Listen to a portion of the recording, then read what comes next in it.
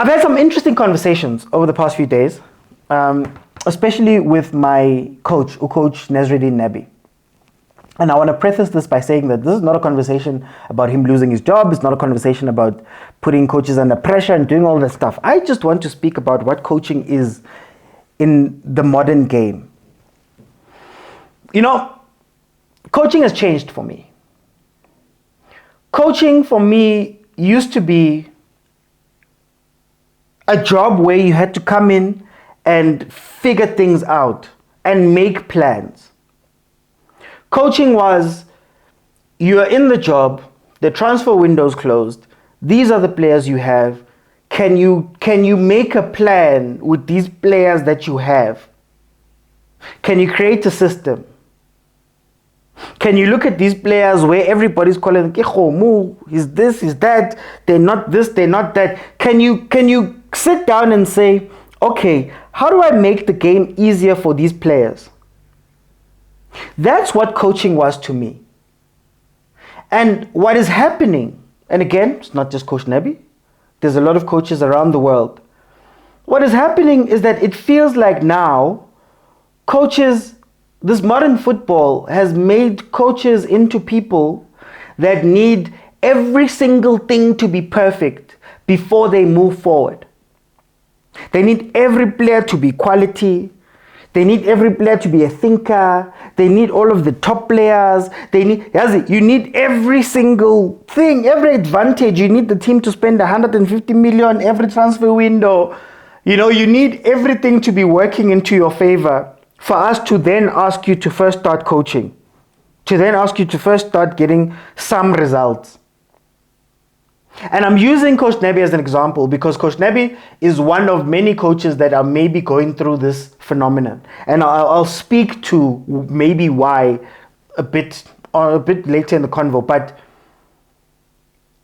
guys, there's this myth that, number one, you have to play a specific type of football.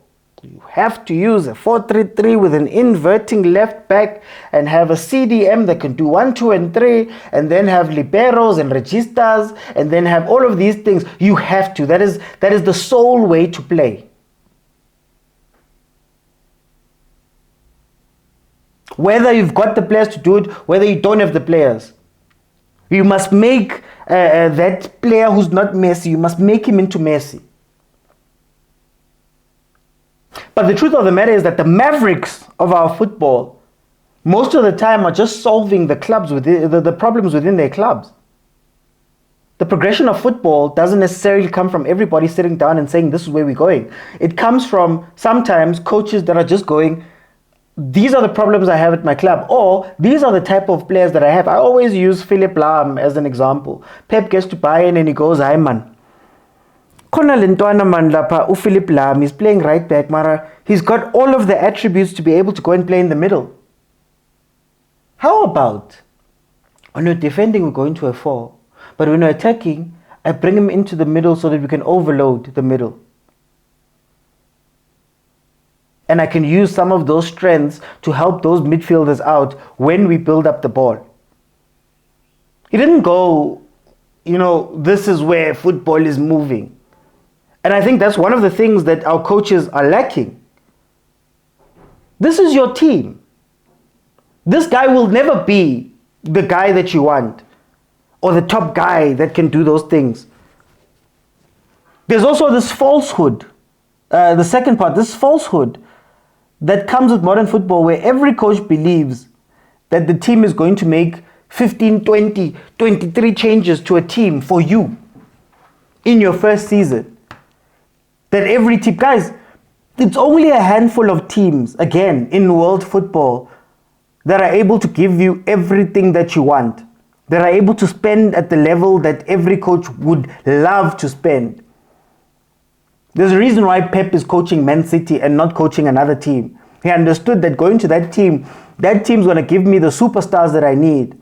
When I snap, they're going to go out and buy the players that I'm asking for. You get me? So these other coaches walking around thinking that, no, I deserve. That's another thing. There's There's an entitlement that just because I am here, I will get the players. I need to get the players. The club must buy me the players without showing anything. Without proving to us that, okay, you're cooking something. Like we watch some of our teams, we don't even know what the coach is trying to play, but yet they're telling us about players. Not as fans, when you're sitting down and you're talking about these players, we are dreaming up these systems. We're dreaming up these systems and we're thinking about, no, Yazimina, we need a player that does this. Look at what Kutsia is doing at Sundowns. Look at what Debs is doing. Look at what Williams can do playing out what. You don't even know if your team can play that. You don't even know if your team can go and sign that player should they need that player. Guys, I've been nominated at the TikTok Awards Sub-Saharan Africa in the Sports Creator of the Year category. Not bad for a guy who does all of his work from my dining room behind the couch. What also makes this cool is that I primarily cover the PSL. So to everybody who said local football won't get you anywhere, this is where we are now. But these awards need votes to be won. So I need you to go to the link in my profile. Don't worry, it's going to be anywhere you're watching this. If you go to the profile, you will find this link. Click on the Sports Creator of the Year and then click on the Vote Now button next to my picture. That's how you cast a vote. You can vote for me once every single day up until this date and time, the 31st of December at 1 minute to 12. Remember, this is the Sub-Saharan Africa Awards, so it's a chance for me to put a star on my logo, man. Because, well, hi. So my overthinkers, please ask everybody to vote. Ugogo nomkhulu, everyone who you can, because this is a chance for us to really state that South African football is something really important and can be taken seriously. Help me out. So I personally need coaches to go back to coaching. Because the other part is you buy all these players for the coach. You bring in the system of the coach. You change everything for the coach. Coach doesn't perform and they're gone the following year. And now a new coach comes in and he goes, wow, there's 15 players here that I don't want.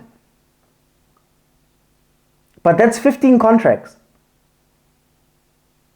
All because we can't, people say patience, but you have to earn the patience.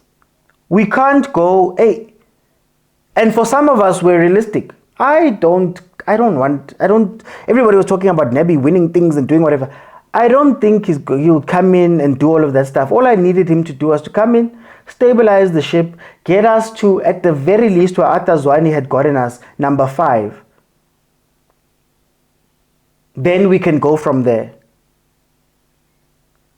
Because the other fallacy, and now I'm speaking to fans, is we've created this culture where we feel like quick fixes will do everything. You'll sign one player and that player will change the whole course of the club. You'll sign one coach and that coach immediately right then will change the whole course of the club. And then you go out into the transfer market and you sign everyone only to find out that those players don't fit. We start looking at those players and saying they're not quality. So I think coaching needs to come back. And I want to end off this particular part. I want to end it off by speaking about the underrated guys. The guys who aren't celebrity coaches, but who do the job day in, day out. Right now, the best South African coach on the African continent right now, in terms of his performance, is Fadlu Davids. Fadlu Davids, who probably would not get a job in South Africa. Went to Morocco as an assistant, they won the league with Zimbabwe. Now he's, I think, got 9 consecutive wins with Simba right now in the Tanzanian league, quietly. Did he ask for a full staff? Did he ask for 700 changes? Did he complain and whine about players? Did he do all? No, he arrived and he's doing the job. In our league right now, there's a coach named Puti Mohafe. Polokwane City is sitting number 3 on the log right now. Polokwane City may not be Sundowns and Pirates. Sundowns and Pirates are having incredible seasons. But I believe they've got a 6-point gap between them and number 4. A Polokwane City team that was at risk of losing Apolis and Machulidi. A Polokwane team that has Cole Alexander as one of their key players. Remember him, Chiefs fans? Cole Alexander. They have Lord Kambala as one of their key players. I know, very, very important player in the history of South African football for a specific reason that I'm not going to get into, but those are the players they're looking to. For everybody who's saying that it's a quality thing and all of that stuff, I give you Polokwane City's team and I put it there and I say, that's your team. Everybody would cry. But Abo Muhafe, Abo Siema are looking at their teams and they're going, this is what I have. There's a very powerful quote that was said by Gavin Hunt on one of Marawa's old shows. I remember Junior Khanye was on the show with him. And Junior was speaking about Gavin and he was saying that Gavin, he doesn't like Gavin as a coach because Gavin plays boring football and does, boring things. His football is not fun. He doesn't give players room to breathe and all of that stuff. And Gavin actually was one of the guests on that same episode. And he said, I hear what Junior's saying. And he said he'd love to play beautiful football. Or he'd love to do all of those things. But where he is and with the players that he has to be pragmatic and realistic. How do I set up this team to play to their strengths without complicating things? He's spoken about in the final third, to speak about the previous thing, the previous topic. He's spoken about the final third where he said that, the final third is about here. And sometimes you don't have, there's very few players that are here and there's very few players that you can buy. So if I need to make sure that my winger gets to a spot and crosses the ball and I tell my 2 guys, I train them that stand here and here. We saw what Supersport was and the type of changes that has to happen every single season. We saw what his Bidvest team was like that won the league. We saw what his Supersport teams were like that won the league. They weren't beautiful football playing teams, but they came out and they knew what they were doing. And maybe that's where our coaching needs to go also. Maybe Coach Nabi, don't trust your players that they are of the quality. We've spoken first round of this podcast. They're not of the level. So maybe it's time for you to say, guys, I need you to stand here and to go there, and another one stands there, and when you get the ball here, you must make a run there. And maybe you need to start being that deep into it, because to defend Coach Nabi, I don't feel like he's a building coach. I feel like he's the coach that you get after the foundation is set, because the type of players you'll have may be of the quality that can think on their feet and do that stuff and find you spaces and change games. Abu Mshishi. How many Mshishis do we have? Look at Bafana. We're struggling because we don't know who Mshishi's replacement is. We're hoping Tito will be that. Who comes after Tito, for example? So maybe now it's time for you to do that. All of the systems in the world, again going back to my point about the players, these players are not as good as we think they are across the world. A majority of these players are system players. And Pep has a strict system. Thierry Henry once spoke about how he thought, I'm Thierry Henry, I'm a big player, I'm going to get to Barcelona, I'm going to run my own routes and I'm going to make my own stuff because I've earned it. I'm Thierry Henry. But he's like, when we got there, he was like, the Pep system is so strong and set. You don't deviate from that thing. That's how you win. Thierry Henry. You look at Abu Kevin De Bruyne. They play in strict systems. The Mamelodi Sundowns system from last year was a strict system. Do you know why we're looking at Sundowns and saying that they've dropped their level? It's because now the systems that have come in now no longer cover the players. Now you are meant to be a midfielder. The questions that you're asking of Mokoena is because there isn't that cover anymore of having a midfield of 5 people. Kutsie, you, Mudiba, Zwane, Alenda. And all of you are covering for each other. Mshishi, don't worry about defensive duties. Ukutsie and Mokoena are going to cover you if you lose the ball. Nonke, Alenda, Mudiba. Mudiba, I don't need you to be the primary ball handler who brings the ball up. I'm going to let Alenda do that, but you're going to be secondary. I was saying last night that what we're seeing in the PSL is that we've got a lot of secondary players. Players that can play well when there's somebody who's the primary responsibility. So you look at Chiefs, when Cirino's there, because he has the primary responsibility of playing the ball. All of the other guys have to worry about the 1-2, not the thought behind the 1-2. They have to worry about the run inside, not the thought behind playing the pass. And that's why they're struggling. I say of the Chiefs, Abumdu, you cannot fault them for what they give you. They give you everything. Umdu will come off the pitch sweating. But it will be all effort. They'll be busy, but not effective. So now you have to craft the systems that do those things. And the top teams in the world have systems. Liverpool has a system. Real Madrid has a system. As free as Carlo Ancelotti says he plays, he says that for him, his only thing is to get them into defense, but then going forward, he doesn't tell them too much. But you can see there's a system. Vinny runs a certain way. Mbappe is now learning. Jude Bellingham does a thing. Rodrigo does a thing. They now have an understanding between the 3 of them. And there's still a primary person. Vinny's usually the primary person. So coaches, please coach. Please coach. To close this off, please coach. And work with what you have. I will always say, guys, you could want sushi as much as you want. But if all you have is bread, it's either you make a sandwich with what you have, or you cry for the sushi you're not going to have while it's dilapidating. Rather, these new players that we're all crying about walk into a team that is number 5, that has scraped and struggled and fought to number 5. And we've done something, then crying and falling lower and lower in the log. Crying and still playing these players the exact same way.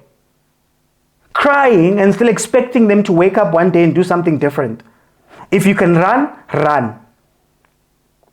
Ureina as a Sundowns, coaching. Ureina as a Sundowns, when he arrived, he was playing left wing, wide. It wasn't working. Coach Mangoba comes in and he tweaks. And he goes, oh, okay, you'll play as a wide player. It'll be a front 3. But we'll make it a close front 3. It'll almost be a front 2. So the 3 of you will then orientate yourselves to come back, and you'll have Ribeiro and 2. They worked on it, you could see. Avocado also now, you're watching Reina's play centrally, waiting to make runs in behind. They're not asking Reina's to do anything different, or anything higher grade, or anything that's outside of his skill set. And that's the strength of some of these teams. That's why they keep beating us. Polokwane City is not asking Cole Alexander to be Messi, Tony Kroos.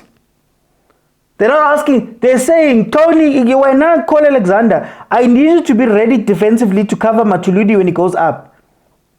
Matuludi, when you go up, I need the 3 of you, Apolis and Chauke, to speak. We'll make sure that defensively, Abu Kambala are doing the dirty work to cover and they're sitting back. But when we break here, we're going through you guys. Stellenbosch. We're going to be defensively compact. But when we break, Reiners, I need you to run like this with Van Wyk. Now they're even doing it differently. We're going to give it to De Jong. And De Jong, you're going to be the guy who decides the front 3 guys when they were running. They even changed their system. Coach, Please, can we coach? Now, sorry to interrupt the video that I'm sure you're enjoying, but I just wanted to say thank you for all of the support that you guys have shown me and my Overthinking Football platform. I'm a one-man band that's doing all of this, and I really do enjoy the comments about how, you know, Supersport needs to come fetch me and SABC and all of that stuff. And I think it speaks to the quality of the content, but also the amount of effort that I put in. So I just wanted to say thank you. But the truth is that Abu Supersport and all of those guys, yes, we're competing with them, but it's a completely different place. The sponsors are looking for former players, and to be honest with you, running some of these things is getting so difficult, and things have changed at home. So financially, it's a whole different world. So I wanted to try something new and come to the overthinkers, the people who watch the content, and say it would be incredible if you guys could contribute monthly towards the platform, towards keeping my lights on, but also making sure that all of the crazy things that I want to do, that I want to take Supersport on with, I can actually do. And just for 20 Rand every month, I think that would be an incredible contribution if you can make it. It may sound like a little, but if we can get a lot of people behind it, then we'll be able to carry on doing what I do. I'll be able to carry on giving you the content and also expanding it, because we don't have shows like this, and us content creators need help from our audiences. So I just came here to ask you if you can. Here is the account number that you guys can use in order to contribute. And I think, yeah, I'd be very grateful if you would. But anyway, let's get back to the video. And don't forget to like, share, and subscribe.